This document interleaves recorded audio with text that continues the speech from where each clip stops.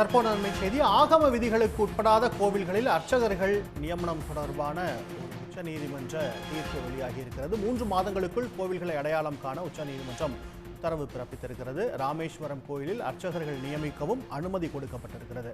காலியாக உள்ள அர்ச்சகர் பணியிடங்களில் ராமேஸ்வரம் கோயிலில் அர்ச்சகர்களை நியமிக்க தற்போது அனுமதி கொடுக்கப்பட்டிருக்கிறது. 3 மாதங்களுக்குள் கோவில்களை அடையாளம் காண உச்சநீதிமன்றம் உத்தரவு பிறப்பித்திருக்கிறது. மேலதிக விரிவான விவரங்களுக்கு சிறப்பு செய்தியாளர் ராமகிருஷ்ணன் நிகரார். ராமகிருஷ்ணன், விவரங்கள். அதாவது ஆகம விதிகளுக்கு உட்படாத கோயில்களில் அனைத்து சாதி அரசர்களை நியமிக்கலாம் என்று உச்சநீதிமன்றம் இன்றைக்கு அனுமதி அளித்து அதிரடியான ஒரு உத்தரவை பிறப்பித்திருக்கிறது. இந்த வழக்கை பொறுத்தவரையில் ஸ்ரீலங்கம் உள்ளிட்ட ஆகம விதிகளை பின்பற்றும் கோயில்களுக்கு ஆகம விதிகளுக்கு முரணாக அர்ச்சகர்கள் மற்றும் பிற ஆகம சம்பந்தப்பட்ட பணியாளர்களை நியமிக்கவோ அல்லது தேர்வு செய்வதற்கோ தடை விதிக்க கோரி ஆதி சைவ சிவாச்சாரியர்கள் நல சங்கம் உள்ளிட்டோர் சார்பில் தொடரப்பட்ட மனுக்கள் தான் இன்றைக்கு உச்சநீதிமன்றத்தில் விசாரணைக்கு வந்தது. தமிழகத்தில் உள்ள கோயில்களுக்கு அர்ச்சகர்கள் நியமனம் செய்ய கோரிய வழக்கு உச்சநீதிமன்றத்தில் நீதிபதி எம் சுந்தரேஷ் தலைமையிலான அமர்வு இன்றைக்கு விசாரணைக்கு வந்தது. அப்போது தமிழக அரசின் சார்பில் ஆஜராகியிருந்த வழக்கறிஞர்களை பொறுத்தவரையில் 2500க்கும் மேற்பட்ட அர்ச்சகர்கள் பணி காலியிடங்கள் இருக்கின்றன. அதனை நிரப்பும் வகையில் உச்சநீதிமன்றம் ஏற்கனவே இந்த வழக்கு தொடர்பான வழக்கு விசாரணையின் போது பிறப்பிக்கப்பட்ட தடையை உத்தரவை நீக்க வேண்டும் என்று கோரிக்கை வைக்கப்பட்டது.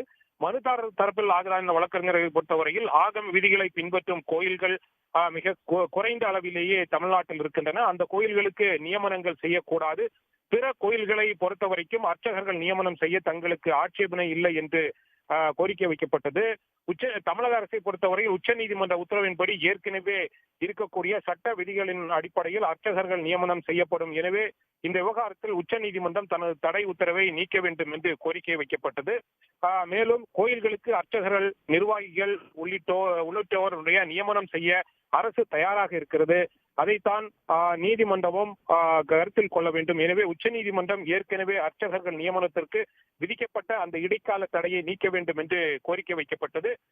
நீதிபதிகளை பொறுத்தவரையில் ஆகம கோயில்கள் மற்றும் ஆகமம் இல்லாத கோயில்களை 3 மாதங்களுக்குள் அடையாளம் காண உத்தரவு பிறப்பிக்கப்பட்டது. அதே போன்று ராமேஸ்வரம் கோயிலில் அர்ச்சகர்கள் மணியம் உள்ளிட்டோர் நியமிக்க தமிழக அரசுக்கு உச்சநீதிமன்றம் அனுமதி வழங்கி உத்தரவு பிறப்பித்திருக்கிறது.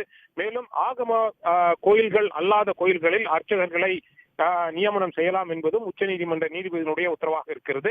வழக்கு என்பது செப்டம்பர் மாதத்திற்கு ஒத்திவைக்கப்பட்டிருக்கிறது. எனவே உச்சநீதிமன்றம் பிறப்பித்த அந்த இடைக்கால உத்தரவு என்பது தற்காலிகமாக நீக்கப்பட்டிருக்கிறது என்பதுதான் இந்த வழக்கினுடைய சாராம்சமாக இருக்கிறது. உங்களுக்கு நன்றி ராமகிருஷ்ணன்.